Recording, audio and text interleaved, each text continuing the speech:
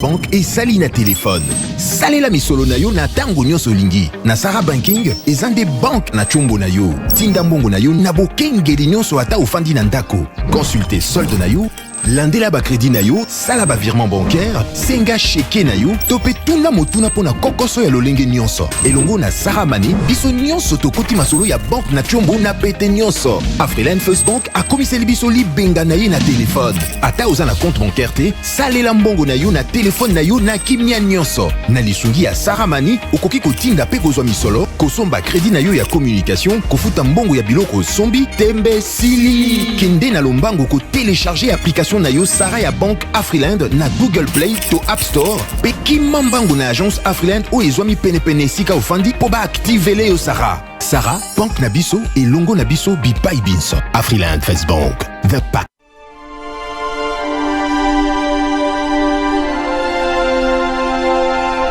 Je suis clairvoyant. Puisqu'un désastre peut me surprendre, je dois toujours protéger mon patrimoine, mes biens meubles et immeubles, ma voiture, mon magasin, mon chantier, la scolarité de mes enfants.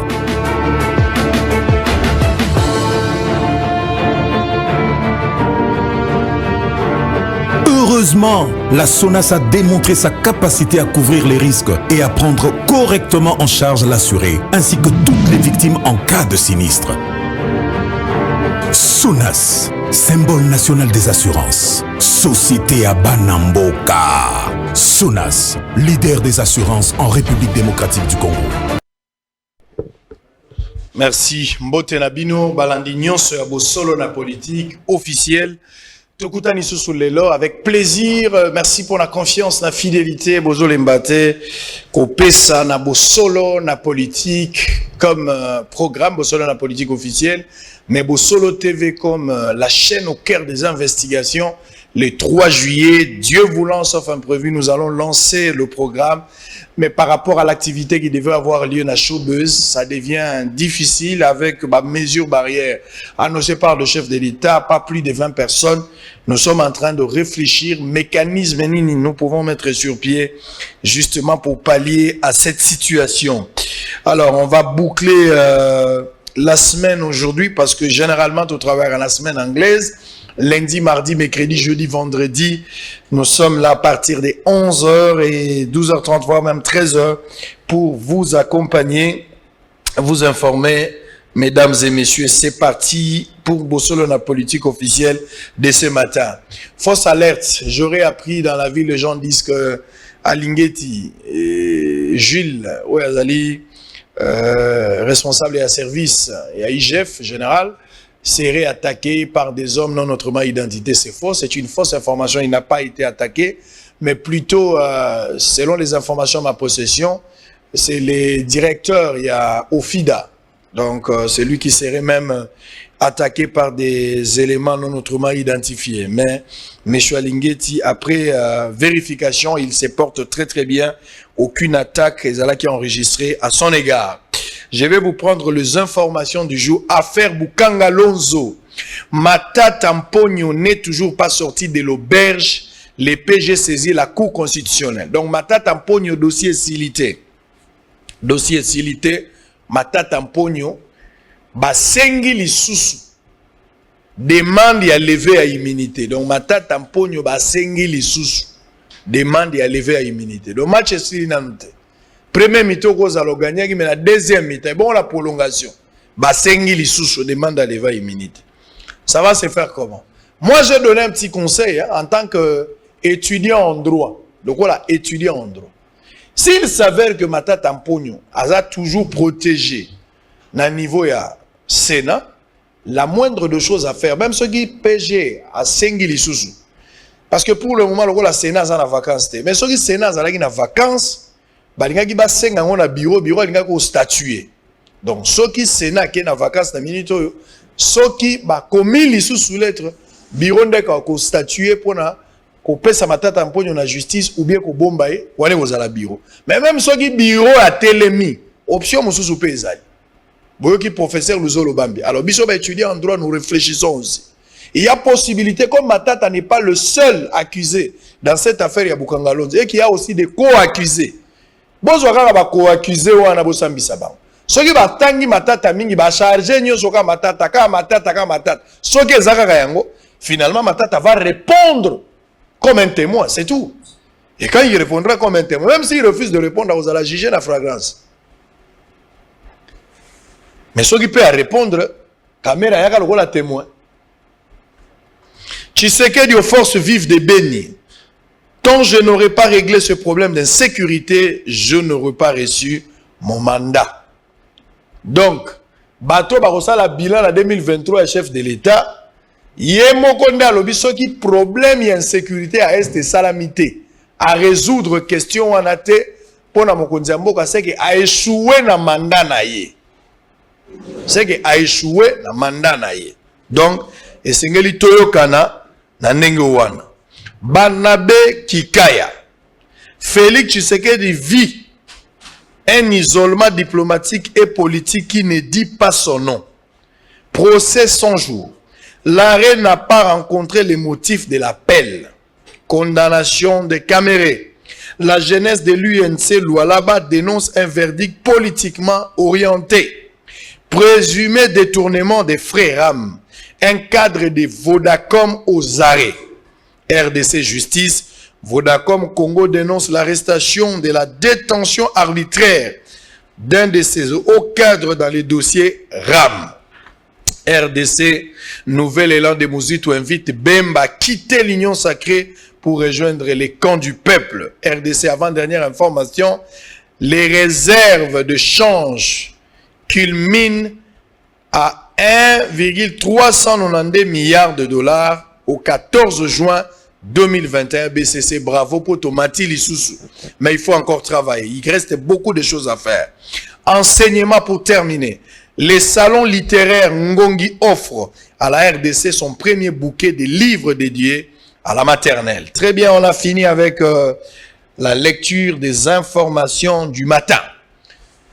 Très bien. Bosolo na politique. Togoyamba, mercredi prochain, Délice Sanga, honorable député national, Délice Sanga sera notre invité ici le mercredi. Autour de la question enseignée, j'avais reçu le professeur Mbata. Le professeur Ayak, il a dit ce qu'il pouvait dire. Nakati Abadir Naye, il avait également cité Batoua G13 au Délice Sanga fait partie à G13 Oyo, Basala qui démarche belé pour la Makambouya, réforme institutionnelle et électorale.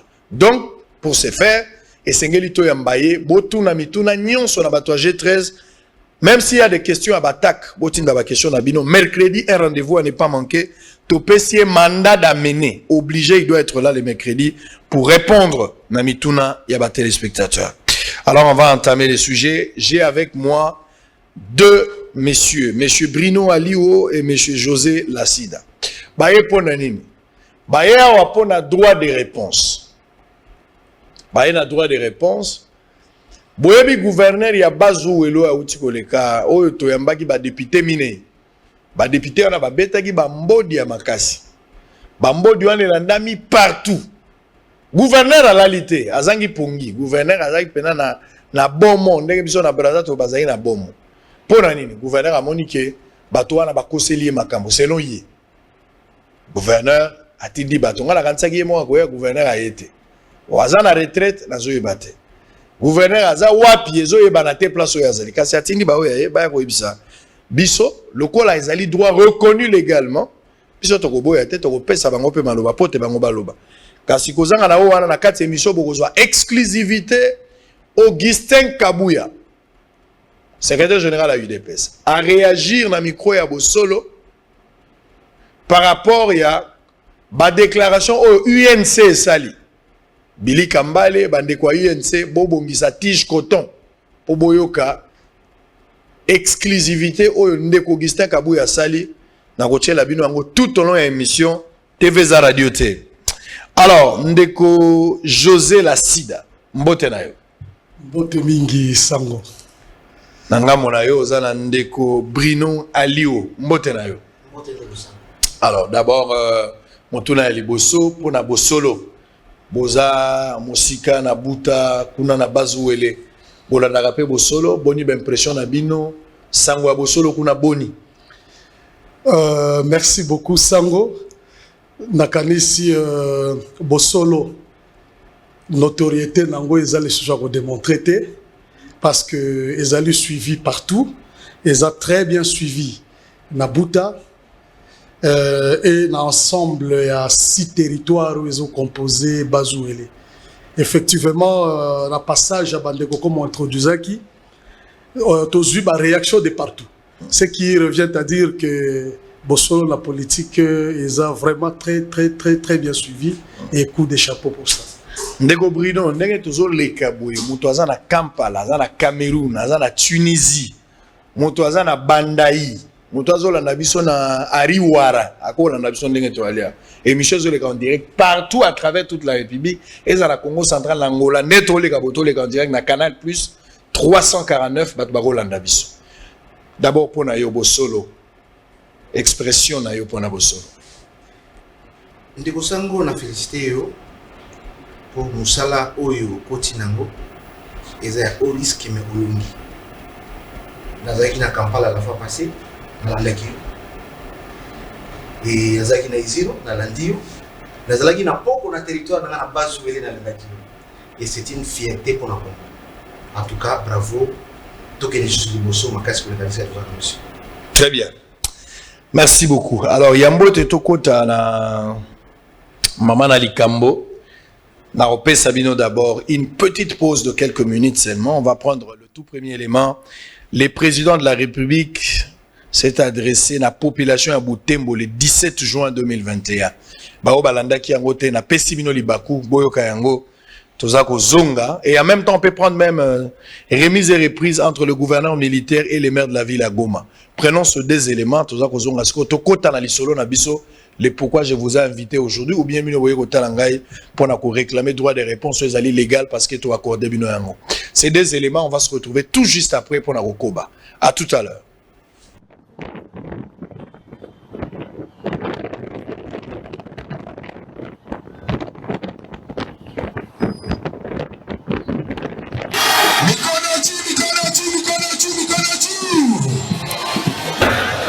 Watoto wa Butembo amjambo.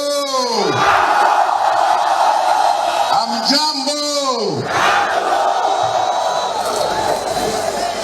Bana mboka boyo kelanga mawa na ebi Swahili malamu te. Na préféré na lo bana lingala ezapela langue nationale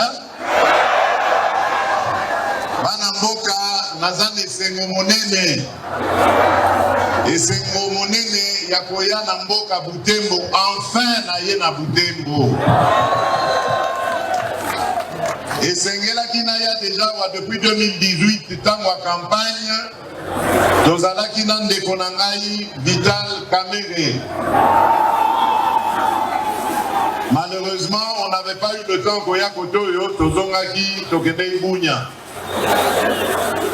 Mais nalingi na ebisabino que ceux qui na ye awa ezali pona koloba na bino que nakobosa na bino jamais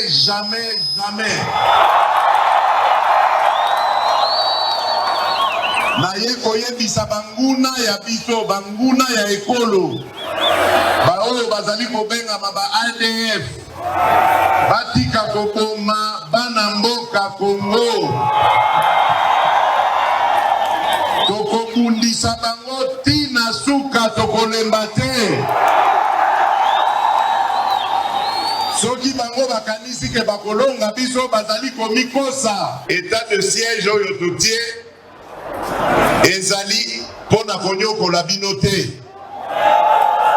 état de siège boyebaka que un gouverneur azali représentant direct ya chef de l'État na province na beni kuna na lobaki na gouverneur Carmi Kasivita que ezali sanction te tosali tant que tu es gouverneur militaire tolobi kaka tozwa militaire pour makambo ya insécurité esila na lombango tango makambo ya insécurité kosila tokozongisa gouverneur na biso Carly Kassivita. Voilà, bande konangai, moi message nazalaki na yango, pona koloba na pokwa lelo, na pesi bino merci, na sengi bino bozala prudent na likambo ya coronavirus, bozala nango vraiment prudent, kolo abatela bino, merci beaucoup, botika madame. Trois entités territoriales décentralisées ETD établies au chef-lieu du Nord Kivu sont désormais dirigées par les autorités policières. Ces dernières sont officiellement entrées en fonction ce mercredi 16 juin 2021 à l'issue d'une cérémonie qui a été présidée à l'hôtel de ville de Goma par les vice-gouverneurs de province, les commissaires divisionnaires Romi Ekuka Lipopo. Conformément aux ordonnances du président de la République et relatives, le maire Mouissanké Setimote a cédé son fauteuil au commissaire supérieur principal Kabeya Makosa François. Celui-ci sera secondé par le commissaire supérieur Kapend Kamand en remplacement de Juvenal Ndabereye. À la commune de Goma, le commissaire supérieur principal Kayemba Mukenya Simon, qui est bourgmestre de cette entité territoriale décentralisée en remplacement de Sebio Gongo Gassiprien. Son adjoint se nomme commissaire supérieur Moussobois Louboub Guy. Par contre, la commune de Karisimbi sera sous les commandes du commissaire supérieur Elongi Wangikia Jean-Paul, avec comme bourgmestre adjoint le commissaire supérieur Tumba Théophile. Le vice-gouverneur Romi Ekuka a demandé aux intéressés de se livrer à la mission qui leur est confiée, occasion pour lui de rappeler l'objectif d'un état de siège. Notre mission dans l'état de siège, c'est tout simplement de rétablir les choses en leur état initial. Nous osons espérer que toutes les bévues qui ont été commises pendant 30 ans, toutes les tueries, tous les massacres, toutes les inquiétudes que la population, dont la population a souffert, nous saurons résorber tout cela. Le chef de division urbaine de la mairie de Goma a, dans son intervention, présenté le bilan de la mairie depuis 2014. Alexis Ndarioragne. Dette de la mairie, dette envers les banques, en francs congolais, 33 millions, 32 231,63 francs congolais. En dollars américains, 21 207 dollars. Dette envers les tiers. Total général, en dollars, 16 801. La correspondance de ce jour, Madame la ministre dit qu'elle a reporté la séance sur instruction de son Excellence Monsieur le Premier ministre. C'est tout ce que je peux vous répondre à ce stade-ci. Donc, ce serait sur instruction de Monsieur le Premier ministre que la séance de remise-reprise d'aujourd'hui a été reportée. Initialement prévue au 31 mai, elle a été reportée à la date d'aujourd'hui du 7 juin, puis au 2 juillet 2021. Et on espère que le 2 juillet, ce sera le dernier report et qu'effectivement, l'équipe qui doit légalement diriger les cadastres miniers sera mise en place.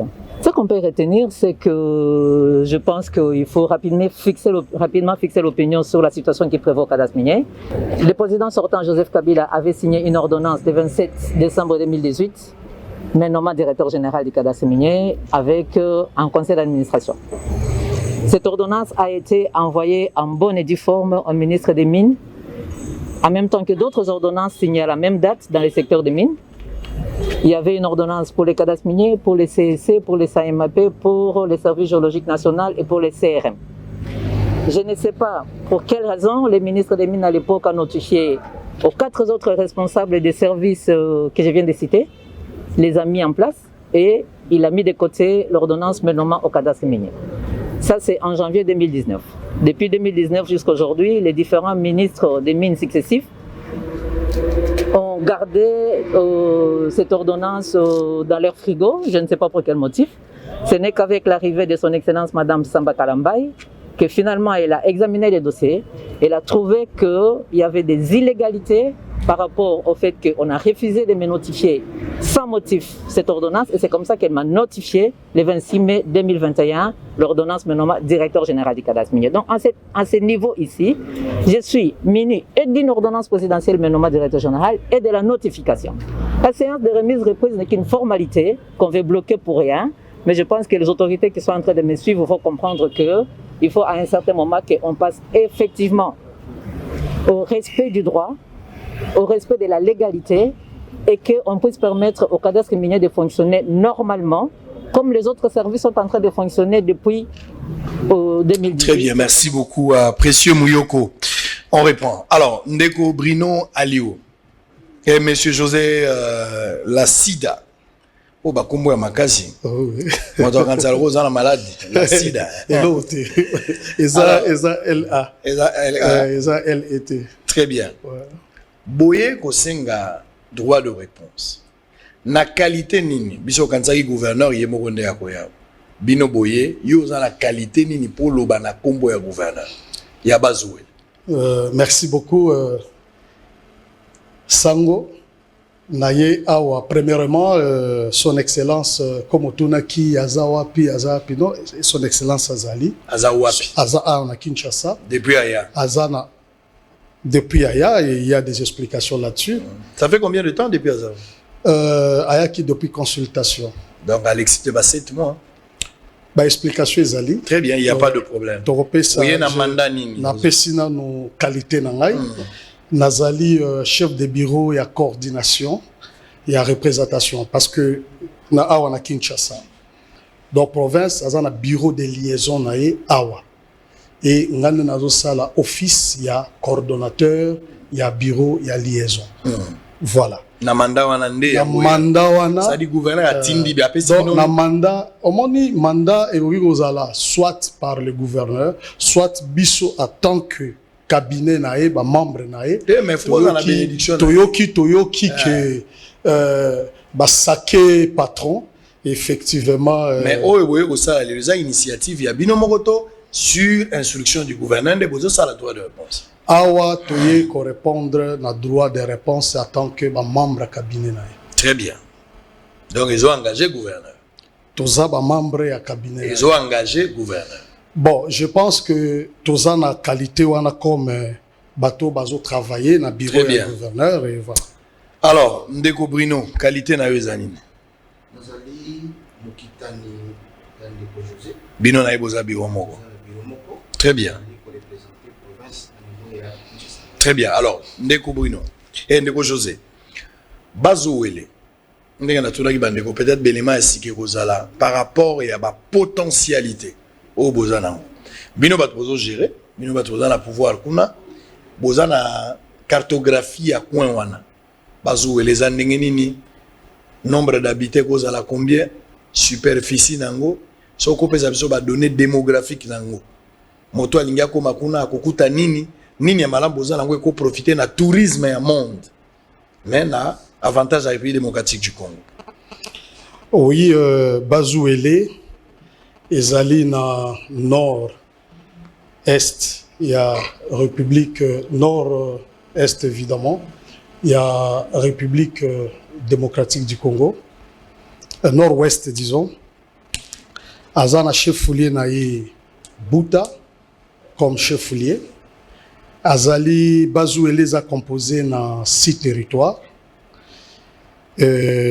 notamment Aketi, Bambessa, Bondo, Buta, Ango, Poko. Wanezosala 6 territoires où ils ont composé province ya Bazouele. Na complété élément par rapport à habitants parce que ma prédécesseur va passer superficie Azali na 2 350 602 habitants. Donc vous allez comprendre non par rapport à superficie Azali deuxième province en termes à superficie na République démocratique du Congo Mobimba aillé après Chopo. Donc ils ont moins habité. Aza moins habité. Espace Eza Ebele. Bazouele Azana ba potentiel, disons, il y a faune Ebele, il y a flore Ebele. Azana forêt. Où ils ont regorgé vraiment. Donc, ils ont participé à l'écosystème, comme mes prédécesseurs l'avaient dit. Donc azali na ba ressources hydrauliques et belé ba mai moko il y a grande importance azali na bambisi et belé et oyo et ça là déjà depuis des années découverte ou la plus grande réputation naïe après que à perdre parce que dans les temps Bazoué Lazara qui grenier agricole oui dans les temps Bazouélé en tout cas Azala qui grenier on y avec au fil du temps par carence de voies d'accès les évacuations et consorts et pour ça la queue on les paysans quand ils ne savent pas ceux qui bazoyer batendenga au commissaire voilà et découragea alors mingi ba se versa na domaine il y a minéré alors bazouele azana minéré nyoso oyo ezali phare c'est de l'or quand on parle de l'or bazouele en fait partie il est vrai qu'il y a zala non à niveau rudimentaire au tobingango exploitation artisanale mais tout ça qui na ba voie vers semi-industriel parce qu'il y a des demandes oyo ezali donc bazou elende côté Bondo ezali Bondo pasteur Somada voilà jusqu'à la preuve du contraire Bondo azotikala territoire poumon économique il y a province à Bazouele c'est mon territoire donc Nazali nazo appartenir na territoire et à Bondo. Très bien. Voilà. Alors est-ce qu'il y a complété par rapport à la valeur au Togo Kuta par exemple sur le plan touristique c'est vrai que or ezali élément moteur oyo bato baza ko exploiter bien que ba ça na d'une manière artisanale mais est-ce que besoin na ba potentiel mususu moto ko ya lelo parce que tozo lula kaka ngana zo loba côté à tourisme ministre Modero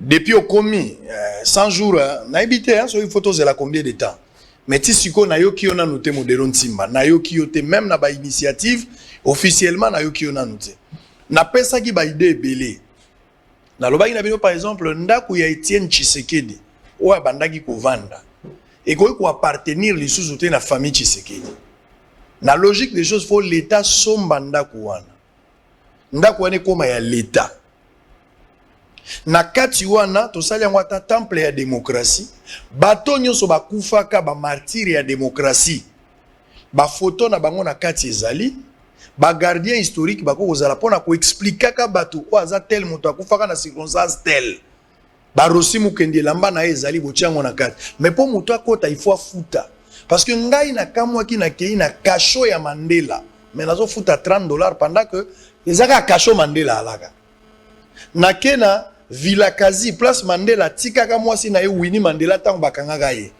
ndako na poko tango presque $10 pour que notala kaka mbetu na kiti bongo Etienne Tshisekedi azala ki icône bokoki kosomba yango ba Thérèse Kapangala ba déchat de bato ya ndenge na ndenge boche ba photo na bango pour que to expliquer na génération future ce qui nous manque ezali ba gardien historique to pérenniser yango tozala ba site touristique oyo tokoki ko valoriser premier mutuka ya Afrique eza pa na biso awa bato baleka yango kabo makambo ya Diego ka oso oke na Congo central kuna na Mwanda okutaka tata moko mukola zoka ba 1000 francs or que toko ko valoriser yango pour que pesa biso mbongo makambo yango tozolo bawo donc il faut ba valeur dani touristique na biso toteka yango lo en Afrique du Sud ezali deuxième poumon économique tourisme deuxième poumon économique alors qu'est-ce qu'on peut encore retrouver des particularités oyo ba musu bazana ngote ko ikotinga bato ba pe ko visiter Bazoué ndeko sango tango nazali kokola parce que nazali villageois nazali moto ya mboka na botami na mboka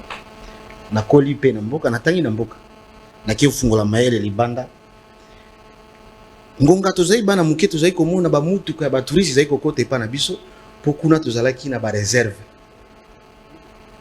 moni tozali na ba okapi et pa na biso na soko komi na Amadi okatisa na ngambo na ule na api okuta ba okapi bazalaki ko tozalaki na banzoku mais ndeko newana so na yo oyo ba mana biso bazali ya kokima bamboro bakoti na banyamba za koboma donc biloko ya valeur na mboka na biso ezali kusila ba rebelle bakoti bamboro ba rebelle bazana armée sont bien minés bazana bunduki oyo population a commis impuissant vis-à-vis na bandeko wana oyo bakota ki na voie moko illégal na Congo et lelo oyo otoyi komona ezali lisusu te.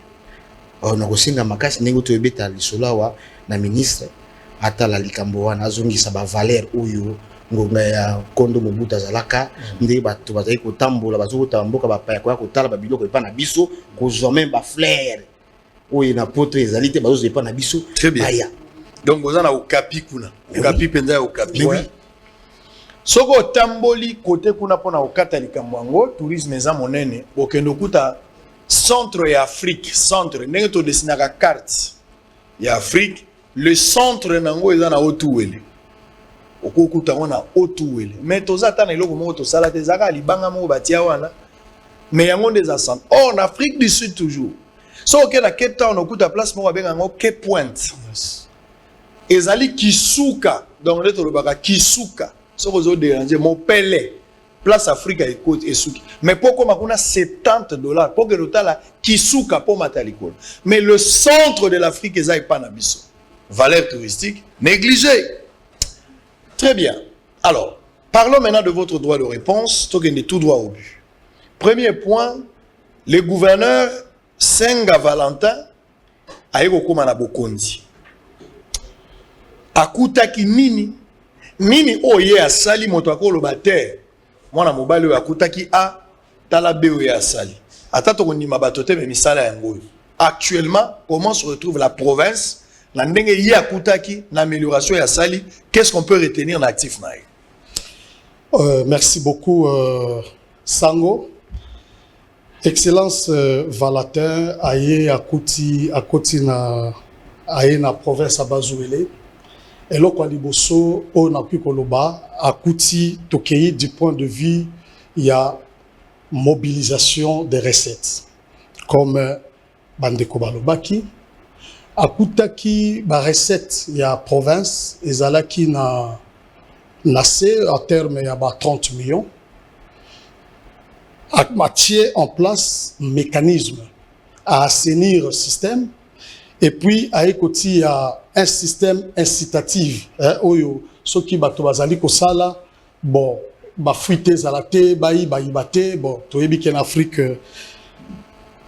alors à ce système wana et pesi résultat province à longwe na chiffre il y a 30 abandi ko concurrencer 150 000 naza na ba donné oyo ba ndeko bayaki ko betela yango awa sauf que nga naza na ba rapport oyo naza na yango ya régie il y a mois de février eza ya mois de février yango oyo mois de février yango oyo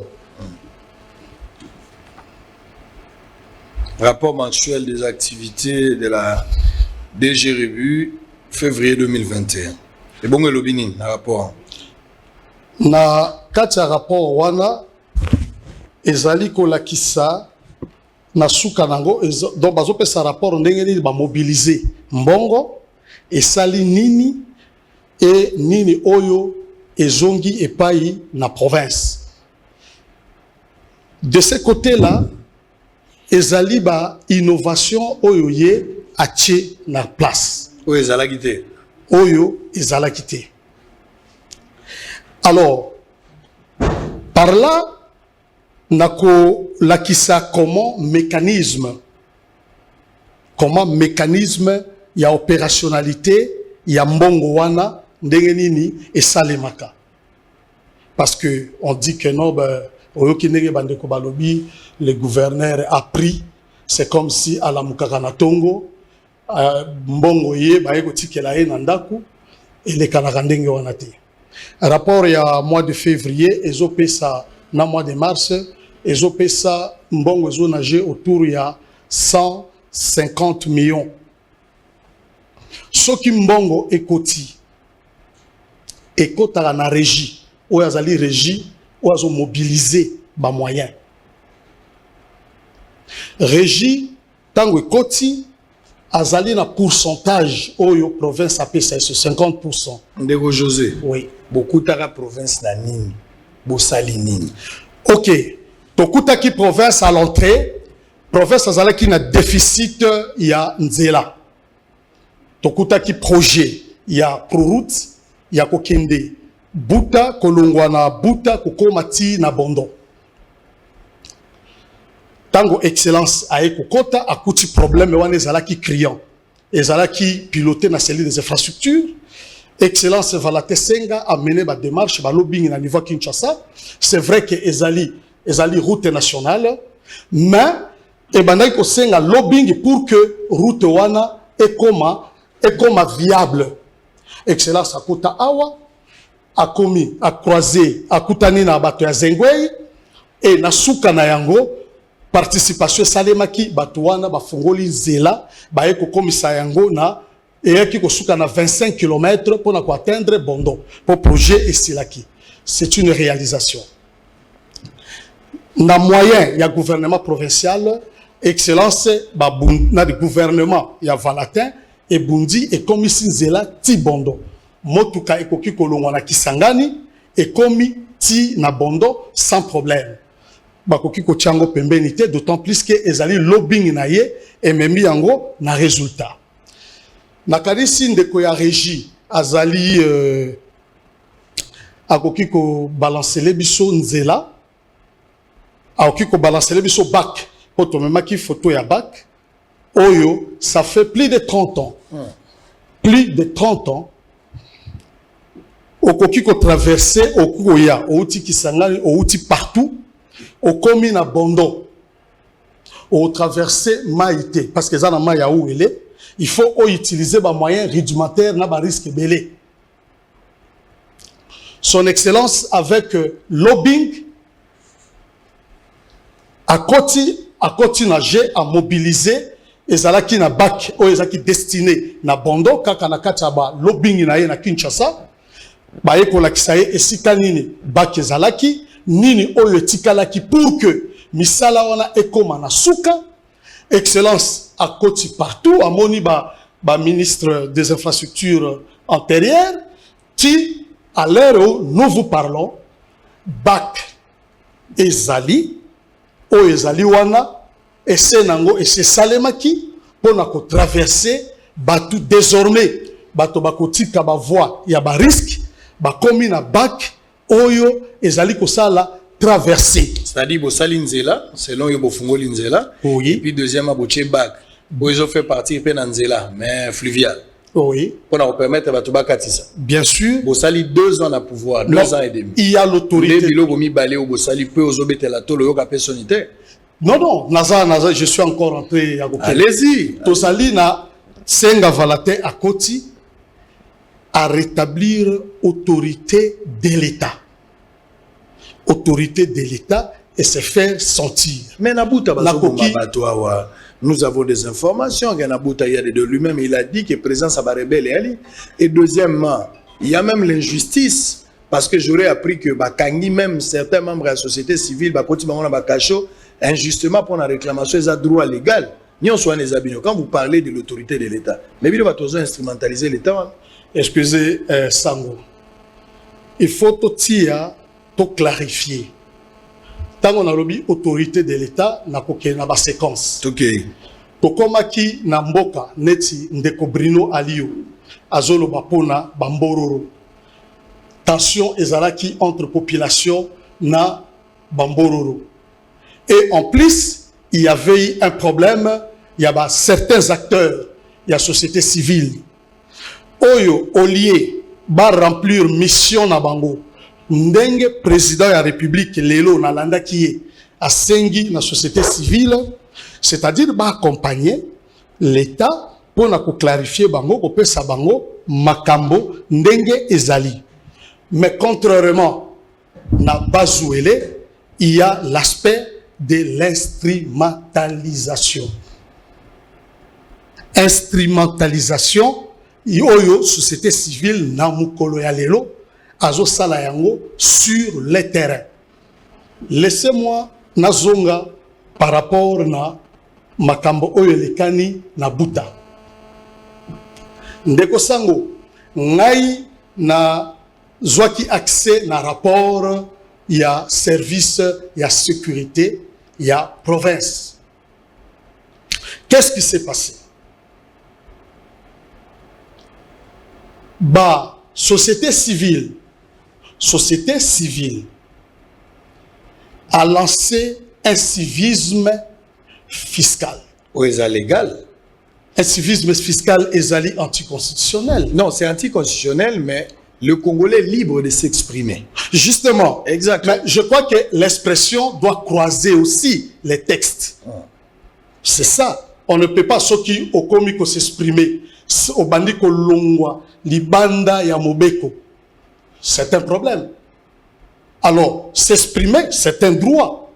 Mais tikala n'a pas cadre légal. C'est pas de la dictature, ce que vous faites. Non. Naza la carte dictature, et ça juste rappel, il y a ndeko sango lelo ozali ozo présenter émission na yo, oyo ozo yamba biso, et ça na ba règle oyo za ko accompagner yo, et que soki obimi na ba principe et comme il m'a bé, au BBC. Alors, société civile y est à se lancer dans un civisme fiscal. Oui, pour na ko paralyser ba activité nyoso ya province. Voilà. Conseil de sécurité et Koti. Et siéger et rencontrer ba acteurs ya société civile. Pour na koyeb sabango no bandeko en tout cas bon moni biloko oyo bozo sala ça ne va pas. D'ailleurs tous ça la difficulté déjà au tous la kanango sur terrain au lieu to kende na bato naturellement yo yebi ke mutu ko futa mpako eza na nature na été. Alors tant so bundi na mutu au commissaire na dimension ya ko tant soit pe ya ko kota na rythme ko futa pako. Alors groupe ya batu bae ba pesier que ko futa li souté ezali ko boma. C'est une manière ezali ndenge moko ko détruire kita, ce qui n'est pas logique. Conseil à sécurité ba siéger ba sololi na bandeko ba sengi bango ba lever ba mesure wana d'une manière courtoise ou d'une manière ya ko solo là ya ma solo avec fair play. Avec fair play. Et pour ça là que et ça les m'a quitté. Ils sont partis bazongi na kwa na bango pokuna na ko betelao ndeko sango na bazuele soki o membre de la société civile là tu as la immunité on a moins immunité là on donc sala na yo tambola na yo beta na yo donc on a immunisé so lingi vraiment au fan da penza yo aux a messieurs au ba au simba yo te ko ya na la société civile au à l'aise. Donc, aux hommes, on a raisonnement. On vous accuse de beaucoup de choses. Ouais. Allons à l'essentiel. On vous accuse de beaucoup de choses. Voilà. Les infrastructures. Tout est essentiel. Voilà. Infrastructure, yozo kumisawa. Bandeko baleki a démontré noir sur blanc que même bureau et assemblée, bureau et gouvernement ya pamba place ya li, zamba e botir wala zamba ndangi. Groupe électrogène bozo saliza ba groupe ya batu gouverneur azu ko bino moko bozangi na groupe ya pamba. Ndako wane komi quasi vide parce que même vice-gouverneur moyen ko travailler place wane réalité. Quand vous parlez parce que moto owe ba valeur ne ka nesika ya zovan. Bino moko d'abord na yepa na yo. Bino moko d'abord bureau o bozo sali la musala et ça le wanda ko nganga. Bo pesi yango lolendo te. En quoi est-ce que boko bokisa balabala po bino moko esi bo bebisi na makambo. Balobi na bino pe makambo ebele ba détournement et deniers publics. Gouverneur a comme pomba, a quoi na Freeland a bendi $200,000. Vous avez suivi ça. Bolekisi ndelo boko tuambongo lokola. Tolandi ba audio place gouverneur a négocier ndenge nini ba ko détruire province. Na bato mosusu yo polanda ki yango bolandi yango na TV. Boko lobani na makambo wana ba ko selbino kaka. Dieu ne manque pas de témoins. Ndeko sango. Oyebi bato ya français balobani nini? Mobuki lokuta autaka musika. Webi, ce qui mouta outi esika moko a commis à lobby et loko yo kondima. Yé pas kondima parce que ayokate a monate. Toujours pesa yo sikoyo vérité na makam. Oyeba. C'est-à-dire na kati na lisanga na bandeko na biso baza bato balingi province te. Je sais de quoi je dis. Webi tango baza kwa kize Mokozi Mboka na incompétence, aza incompétent. Mais province, ils ont maximisé plus ou moins 150 millions de francs congolais. Ba député aux hommes na bango wana. Et pas na bango, ils ont comme société par mbongo. Vous imaginez, bango ba tie intérêt na bango liboso, mais il y a population sima. Ba jouaka par personne, par député, 1 million de francs congolais comme c'est dit par mois. Et bien comme il y a un niveau que non, c'est moqué. Il faut gouverner à sa bango 2 millions de francs. Pour bâtir qui est qui.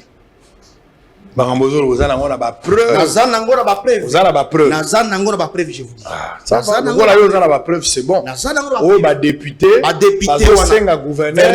Voilà. C'est la bango. L'icône a 1 million bazo. Après ça va se dire dans la mensuel. Baba qui c'est la bango. Pour 2 millions te. Barotique kaiki. Ndeko nangai. Oyebi tango balobi asali elo côté. Na lobi on azali villageois. Naza kinoate naza villageois. Vinanga iza na mboka. Papa na za mokati bilanga. Plater ya café na bazouele. Soko l'équipe poko côté côté na Amadi okuta plantation ya café à vie. Aujourd'hui c'est mon papa. Na biminde na uti oyo na komi ça fait pour la deuxième fois na espace ya 2 mois na ki 2 fois kuna. Na kuti balabala. Oyo gouverneur Valaté Senga Paisayo. Nazana image na pesi bandeko bakola kisango eleka bomo na bino moko balabala oyo gouverneur Valaté Senga Paisayo a signé contrat na ba Ougandais babongisa balabala elongola 10 € jusqu'à Buta babandi musala et d'ailleurs ebisayo bokolanda kuna présidente et assemblée. Il y a une confusion entre vice na titulaire naïe. Titulaire Yemoko na délégation Bazalaki sur terrain, ils ont appuyé démarche ya gouvernement provincial, encourager yango, alobio ezalaki ndote comme réalité. Vous imaginez ça? Ngai epa na ngai ndeko sango ndeko oyo mususu vice président ko solola awa aza modèle te pour na bazouele. Législative passée, il a détourné l'argent. Il y a des députés qui ont pouvoir dossier na et dans la justice ba bengi ba kangaye pour na détourner un bon baninga ba benga kaye na assemblée na coach. Ça dit ça au coach, il est pas c'est l'argent. Yes, ça vraiment ka coach. Mususu nani député Edi Pascal. C'est un commerçant d'ailleurs qui président aussi assemblée provinciale ba benga na kaye pour les compétences, je vous dis. Vous imaginez juste pareil. Et bazaï kolongo la koya ko buka lokuta ya motindo boye oyo ngai moko mwana mboka villageois que je suis naza gonganyo sonne pas na poko chaque 1 mois 2 mois naza na mabele naza komona na ke kutu ko vérifier musala ba ugandais bazaï ko sala. Très bien. Précieux, tu vas nous faire signe si l'élément de Kabouya est prêt parce qu'on doit l'avoir en direct. C'est ça le problème. Alors, précision de taille. Donc dossier à OVDO balobeli binoawa. Ezaka lokuta ba kote bino makam. Ndeko ezali lokuta na bisa yo ba député wana ba kendaki kozwa saki bazui ça c'est plus de 150 cima au paye ya OVD. Ba preuve ezali. Otango zali ko ebisa yo bato wana balingi mboka to zali komona. L'état est pesi musolo pour ba bongisa balabala ba député ba ke kozwa cima ya population. Ya ko bongisa balabala. Plus de 150 cima. C'était civil beta kitangwa. Et le bel qui yango ba ebi ba député ozali komona bango. Oh, bah, vendre qui a plus de ça, c'est 4 sacs de ciment. Oh, c'est que bon, ça va là-bas. Bah, qui au coup, il y a OVD, kozwa sac, il y a ciment, il y a population. Il y a banamboka. Très bien. Mais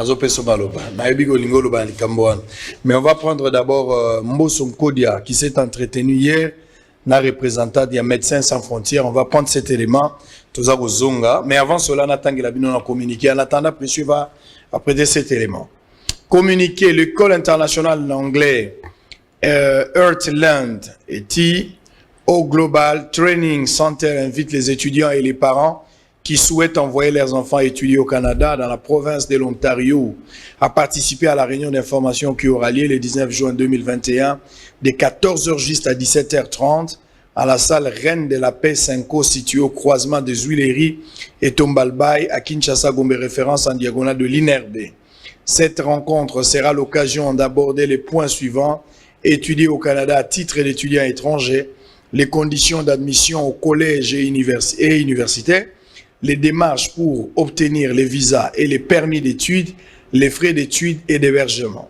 Étudier l'anglais à l'école internationale d'anglais Heartland, travailler à titre d'étudiant étranger pour financer en partie son séjour au Canada, les démarches à suivre pour solliciter et rester au Canada après ses études, les difficultés qu'éprouvent les étudiants à l'étranger, soutien et services offrent aux étudiants étrangers. Dans un souci d'organisation, nous vous serons reconnaissants de nous confirmer rapidement avant les 19 juin, votre présence par courrier électronique info@tandoglobaltrainingcenter.com ou en contactant directement M. Lik Chikala Banza au 089 65 23 800 ou 081 14 65 352. Espérant vous compter parmi nous, nous vous prions d'agréer, mesdames et messieurs, l'expression de nos sentiments le meilleur signé par Chikala Banza. Merci. Alors, cet élément, Nkodia Mbosso. On se retrouve après pour continuer avant de terminer. À tout à l'heure. Christophe Mbosso Kodia, président de l'Assemblée nationale, a reçu ce mercredi 16 juin 2021 la représentante pays de Médecins sans frontières. Leurs échanges ont tourné autour de la sécurité sanitaire dans le pays, le droit à la santé et surtout la défense de ce qui est un droit fondamental pour la population. S'agissant du rôle de Médecins sans frontières, Madame Boyel-Dieu a fait savoir qu'en cette période de l'état des sièges, il était important que le MSF échange avec l'Assemblée nationale qui a le rôle de légiférer par rapport à cette nouvelle configuration. MSF a sollicité une audience avec l'honorable président de l'Assemblée nationale pour d'abord présenter mes civilités dans le cadre de ma récente prise de fonction et ensuite à titre d'acteur engagé auprès de la population congolaise rencontrer l'Assemblée qui elle-même œuvre dans l'intérêt de la population. Ici est de rappeler qu'en tant qu'une organisation non gouvernementale, le Médecins sans frontières a pour principale mission d'assister la population dont la vie ou la santé est menacée en cas de conflits armés, d'épidémies, de pandémies, de catastrophes naturelles ou d'exclusion de soins.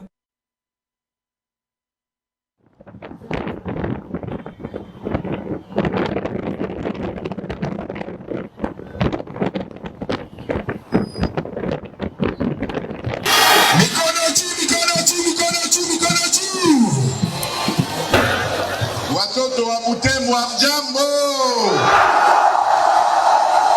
amjambo. Bana mboka boyo kenanga mawa na ebi Swahili malamu te. Na préféré na loba na lingala ezape langue nationale, hein? Bana mboka nazane esengo monene. Esengo monene ya koya na mboka Butembo, enfin na ye na Butembo. Esengela kina ya déjà wa depuis 2018 tango wa campagne tozala kina ndeko na ngai Vital Kamerhe. Malheureusement, on n'avait pas eu le temps koya kotoyo tozongaki tokende Ibunya. Mais nalingi na ebisabino ke soki na ye awa ezali pona koloba na bino que nakobosa na bino jamais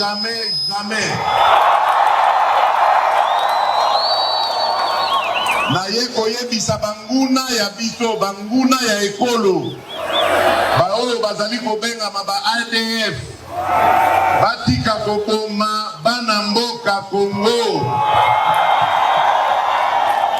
tokokundisa bango tina suka tokolemba te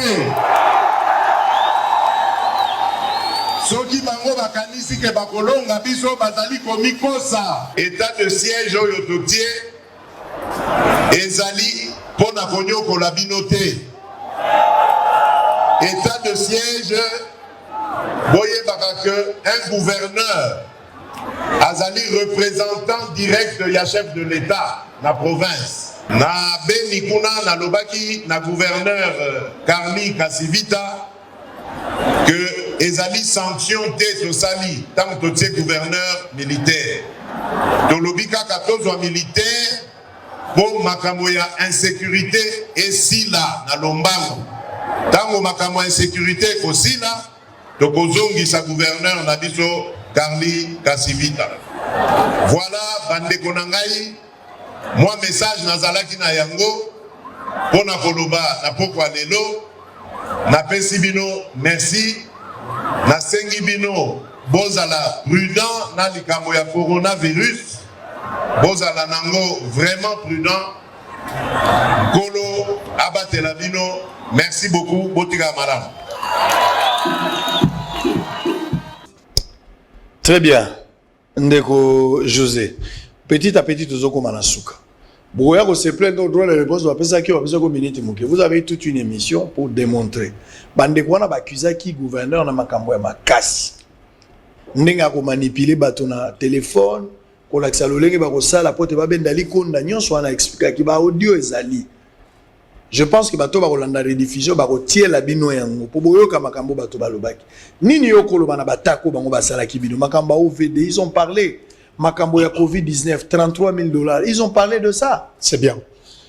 Sango comme collègue Nanga Bruno Lobaki c'est la pire fausseté okiango mama na lokuta na obanda ya liboso na bande makambo OVD je crois ba image ezali awa oyo DG a dit intérim ya Foner à l'état qui sur terrain pour na kotala ba moyen oyo batinda ki na ba province et salemaki ndenge nini azalaki satisfaite na ba travaux image à l'appui bilili ezali. On va suivre ça. Monsieur va arranger l'élément, on va suivre ça. Correct. Nakei na côté oyo etali Afriland. Nazoyo kabazolo ba non, il n'y a pas autorisation et qu'on soit peut-être il y a la confusion. Confusion. Dossier à Afriland, oui, les gouverneurs a salaki facilité des caisses auprès de l'Afriland. Dossier ezali. Support, il y a facilitation, il y a facilitation, il y a rétrocession, na frais de fonctionnement. Pour nini, dans le gouverneur a côté na masolo, à se retrouver à habiter na problème à finance, il faut basolo baono à réhabiliter le côté, mais bureau ezalaki na climatisation, te a climatisation, à sombi bakiti balobi groupe baki na shiza, eza groupe ya province, eza groupe ya mutute, so ke zali mutu ango kombo na ena ni ba pesa ye. Eza groupe ya mutute, c'est acheté par la province. Alors, côté ya Afriland, comme support ezalaki frais de fonctionnement, na rétrocession, la ligue a souligné parce qu'on parle, non, il y a la rétrocession, ou bien il y a la confusion, la compréhension de l'ONU. Province, mon côté, la République démocratique du Congo, a bénéficié de la rétrocession. Exactement, c'est à vérifier. Aller au ministre, auprès du ministre des Finances, passer partout, les portes sont là. Exactement. Néanmoins, ezali na ba frais de fonctionnement. Oezakoya d'une manière, donc depuis Tozali, on a reçu ça au moins 6 fois, presque toutes les provinces. Ezali ka ils ont touché Mboka Mobimba. Même le président de la République lui-même a salaki a reconnaître qui yango na 7e conférence à parler de la nation peut après ça ba instruction ba ndenge ni a comprendre qui ba difficulté o ba province ezali na yango. Alors tango yo o sengi ba facilité yo pour résoudre ba problème au futa bato même bango moko ba député wana baso ba subside na mbongo ya 200 000 oyo bazolo belango dire excellence akende ki na wa kikuku moko boye abeti masolo na ndenge na ye ndeko lobi abimi pomba. Mais ce n'est qu'une mauvaise foi. On est la pire mauvaise foi. Mbongo on est versé na cellule de finance. Dossier na zolo belayo nakati nani VPM sortant Kakonde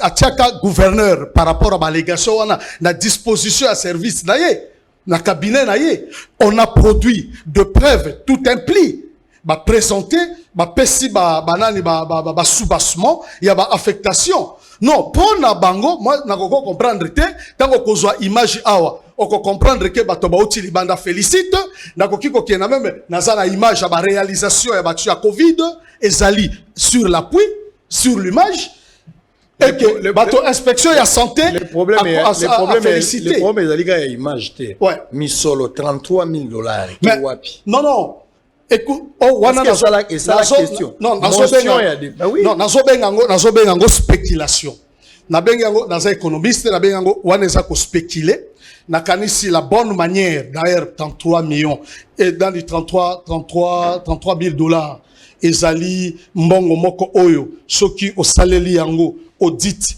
okoki kozana ba difficulté à produire ba pièce te ce n'est pas un montant na habité sur les années et sengela ki je serais fier il y a honorable na Uganda soki alobaki oui j'avais audité les gouverneurs voici c'est les 33 millions devait faire balobaki ba affecta qui n'est l'hôtel après vérification j'ai trouvé que c'est faux il y a pièce contre pièce oyo ezali ko débouter justification oyo epesami na cellule ya finance mais quand ça n'existe pas moi en économiste c'est une spéculation c'est-à-dire le problème ezali carte ezali bazali les Français disent si on veut noyer son chien on les taxe des rages. Très bien.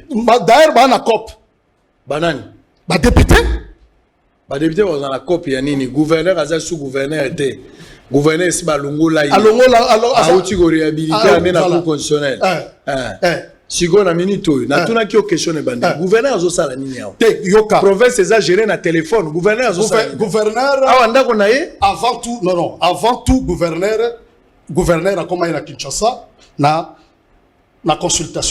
consultation et si azala qui na problème asila qui bien sûr azala qui na problème ya santé il y a problème à santé là na ba preuve ya HIG yango o ba rapport médical non normalement ezo senga intervention bon voilà la kangi parenthèse parce que ezo entrer dans intimité na emoko alongwe na étape wana parce que c'est régulièrement azo landa après ndeko Israël nani ba eko benga bango na conférence awa na palais de la nation. Il y a 7e conférence na 4 ya 7e conférence ba betier et pas ya ba député ndenge uti koloba ba koisie akokaki comment il allait rentrer à continuer ma démarche à continuer la cour constitutionnelle pour réhabiliter mais pourquoi azokendete non pour la cité pour réhabiliter na fin il y a mois de février et puis na milliers ya mois il y a mars nde ba signifier na arrêt na zalango awa nde ba ko signifier gouverneur a juste signification mais s'ilité qu'est-ce qu'il fallait faire tant aux zonga na mboka il faut autorisation il y a vice il y a VPN intérieur. Il y a des gouverneurs, ce n'est pas un secret, il y a polichinelle. Les gouverneurs rebelles, ils ont dit qu'ils ont été dans l'aéroport. Ok, ils n'ont pas une autorisation qui était Zongakuna. Et ils ont été rebelles. Il y a ça qui est dans le processus. Et pour ça, le gouvernement va changer. Il y a un nouveau VPM. Alors, les gouverneurs devaient prendre langue à présenter. Le problème d'ailleurs, il y a même une lettre d'autorisation. L'actuel VPM qu'on a bougé, je l'ai ici. Alors, autorisé Ganante. Papa, nakanesi soki omoni VPM a bengaki 3 personnes, 3 députés, membres à bureau. Bon, baye, ndenge baye. Ezali parce que VPM a constaté que na cadre na mission na ye a constaté que problème ezali na ba province presque nyonso. Qu'est-ce qui se passe?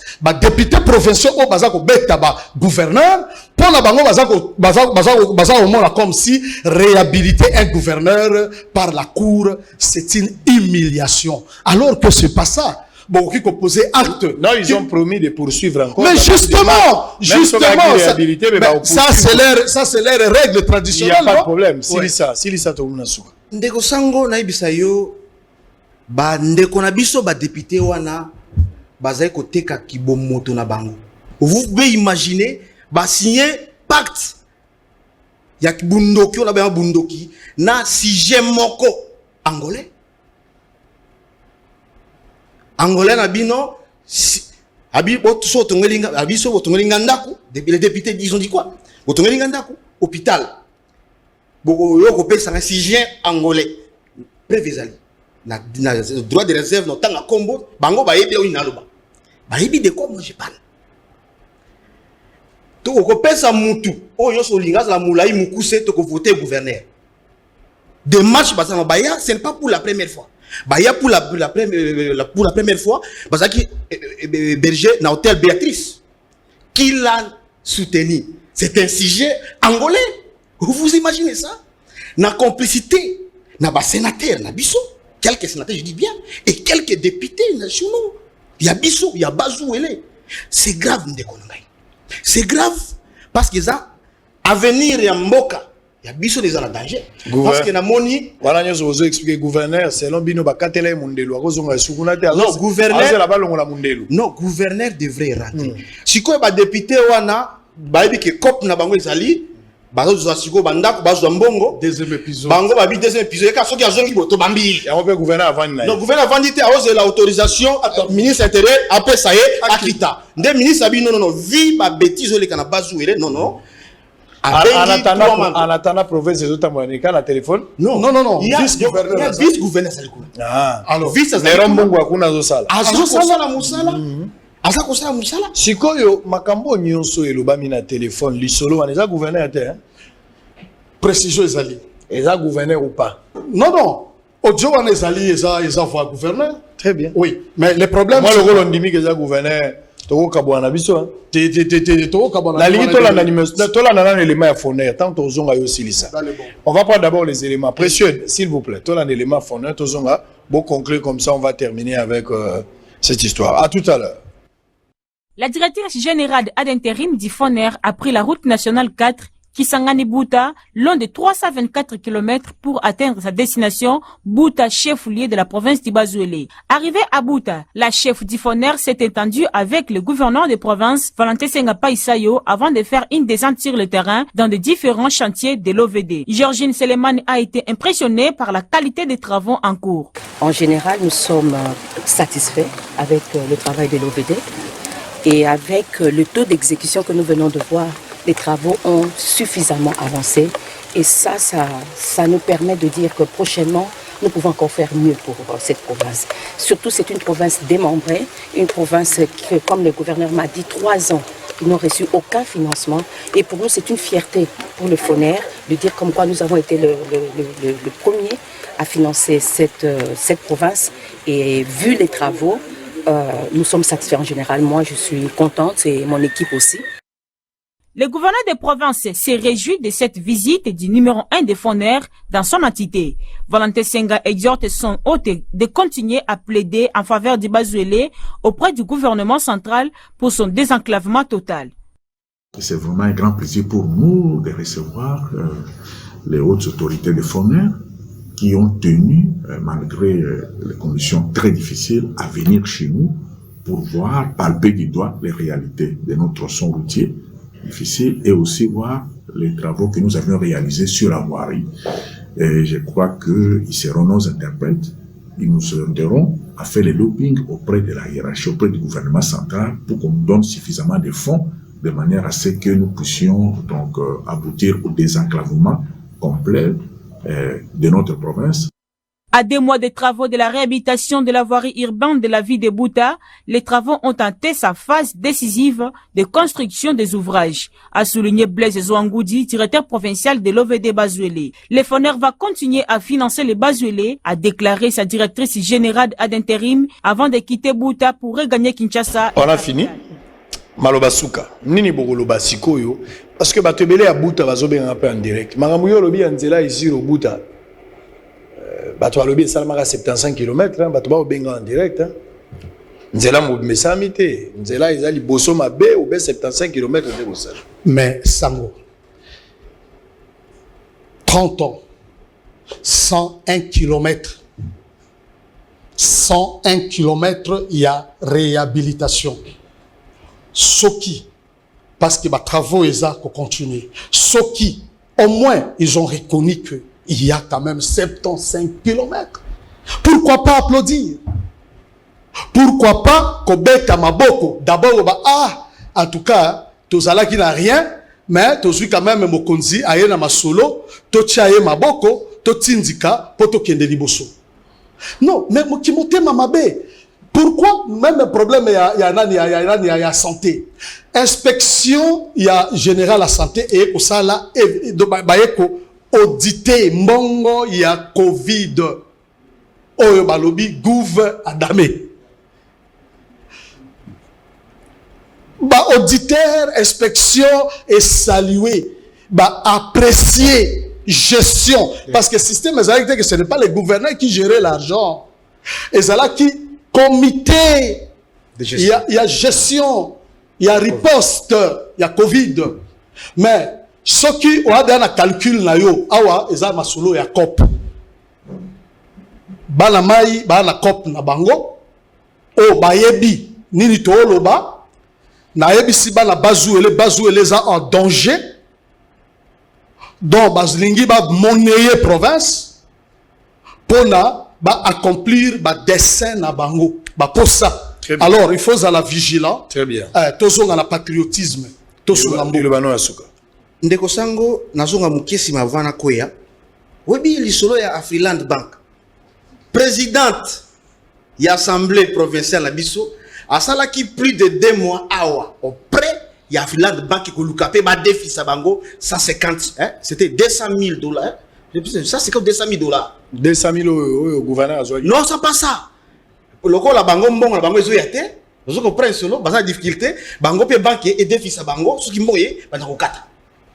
Vous imaginez ils n'ont pas eu gain de cause mais ce que ba bongoli ko bana ko buka lokuta na mbongo bango mo baliaka na ina kita awa na sepo na yebisa bandeko bayeba biso lelo tozala bamboro repa na biso e utaki na mwana mboka kaka ndenge liso ezali bazo bima angolais pa na biso kaka bongo bana mboka wana bandimaki kozwa bangombe ya expatrié batu goti bapesi bango bangombe bandimi ko kotisa bamboro na mboka na biso na rebilo to koma lelo na pasi même liziba ya mai to kota lisusu te même nyama ya pamba ya zamba biso bela kwa chokorte mais lelo kwa chokore comme pas na biso parce que moyen population accéder na mboka na zamba exalité pona nini ba intérêt égoïste ya acteur politique wa très bien merci tokomi na suka natanga communiquer on se sépare directement na Bosolo. N'oubliez pas le mercredi prochain Délice Sanga quand vous allez inviter na biso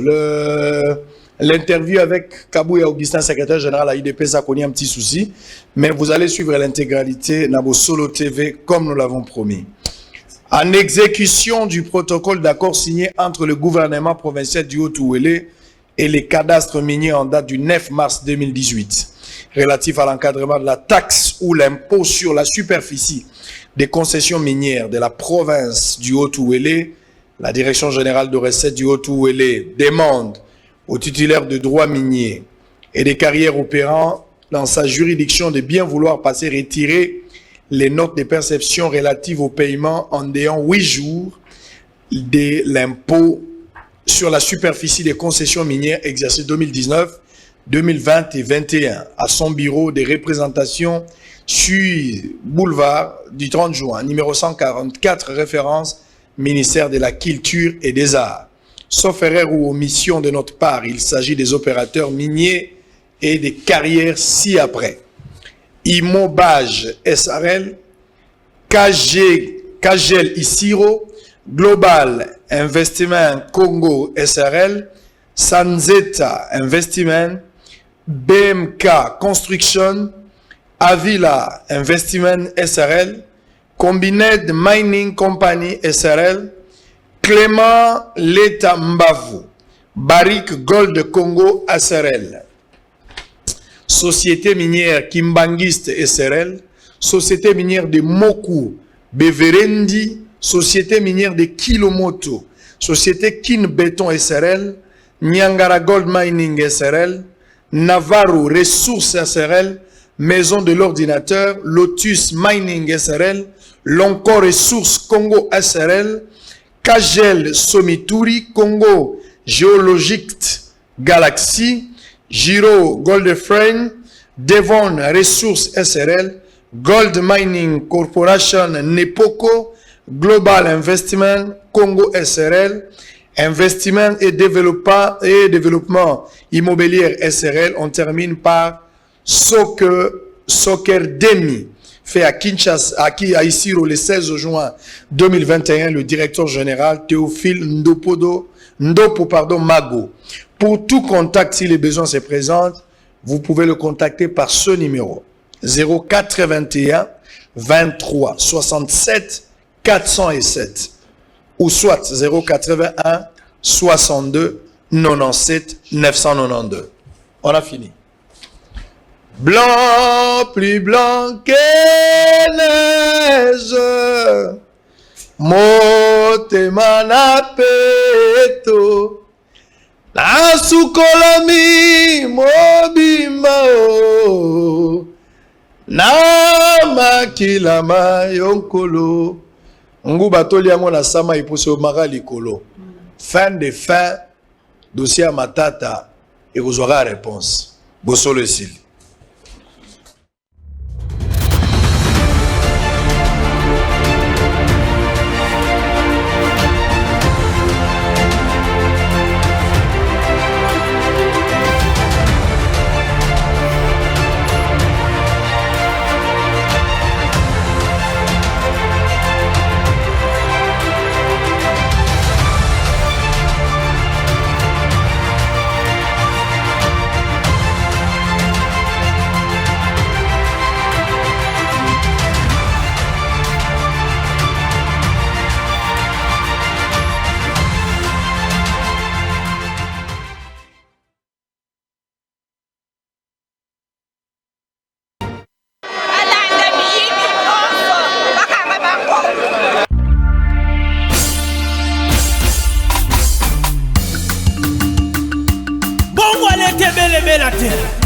Balia Kangote eza détournement.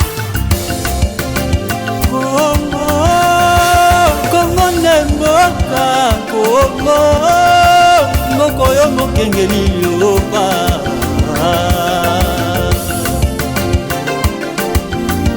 Toke totelema baso na likambo etali mboka.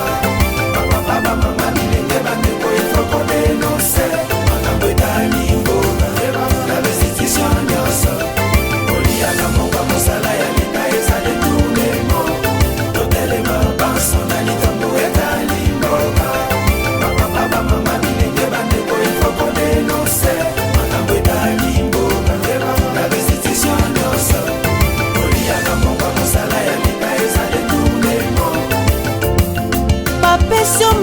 Trésor public pour saler la mosala nalikanisa kotunga mboka yo bongolela yo makanisi okonisango ya yo keba eza détournement nalingala tokobengo moyibie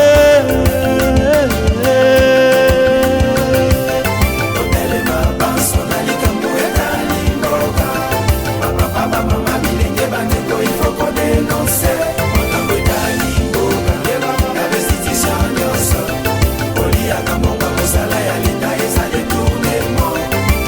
Excellence, bonga le kaya ngono za koyiba kiba.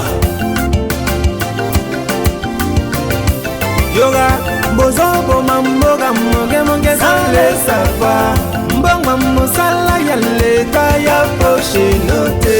Gonge bele bie yakokanga miide. Gongo nanga bolingo botika mboke tondama. Moyibya mbongwa leta nyonso ebonga kangama. Son Excellence, Félix Antoine Tshisekedi Tshilombo. Le peuple réclame justice. Président Fachi kobomela bango moto teo. Bango bayibaki babomaki pe moto te. Mbongo aleta ebabulaki eza ya bango. Et le peuple a télémiazo réclame justice.